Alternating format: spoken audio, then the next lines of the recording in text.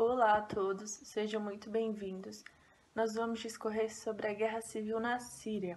Mas antes de falar da guerra em si, é importante e necessário saber o fator que a desencadeou.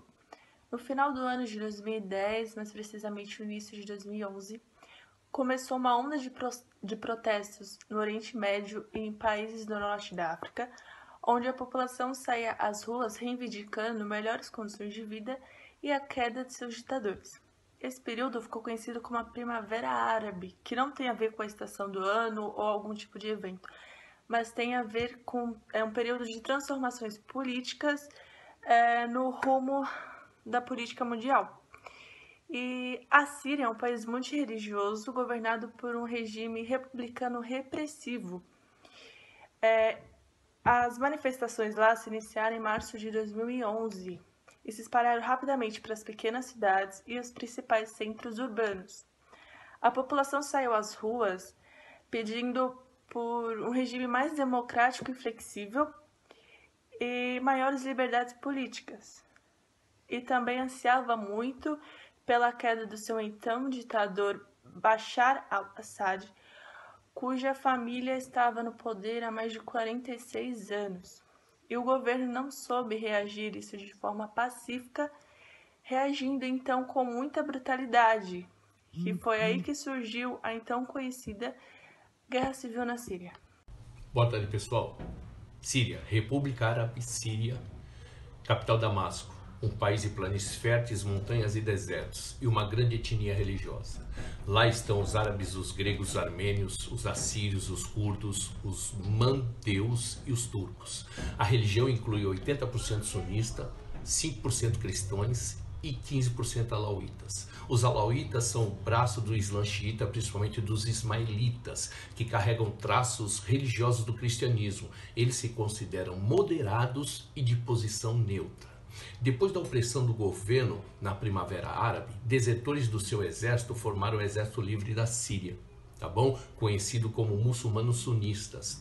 Enquanto o presidente da Síria recebia ajuda do Irã e da Rússia para combater a guerra civil interna, países extremos do Oriente, tal como Estados Unidos, ofereciam ajuda militar às milícias para combaterem o governo. Em 2013, o UEL, aproveitando-se disso, começou a invadir territórios e atacar seja qualquer facção apoiada ou não pelo governo. Em 2014, o UEL proclama o califado, inicia grande expansão militar e começa a sobrepujar a lei islâmica em todo o território conquistado.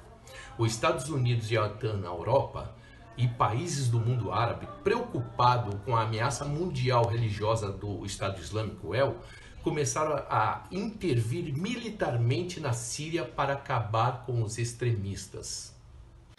A Síria conquistou sua independência como república parlamentar em 24 de outubro de 1945, quando tornou-se membro fundador da Organização das Nações Unidas.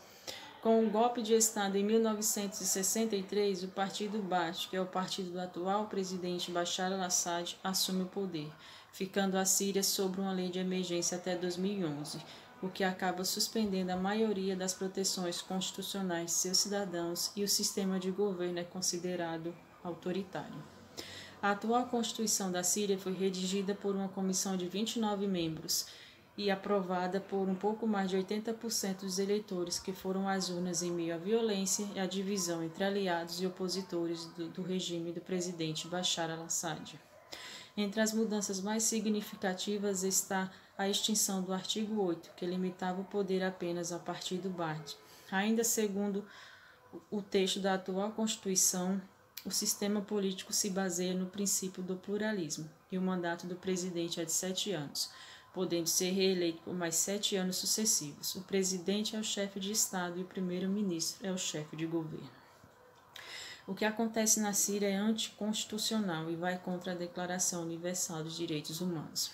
Segundo a ONU, excesso de abuso de autoridades, crimes de guerras e crimes contra a humanidade praticados pelas milícias leais ao presidente Bashar al-Assad e por integrantes do exército sírio são constantes.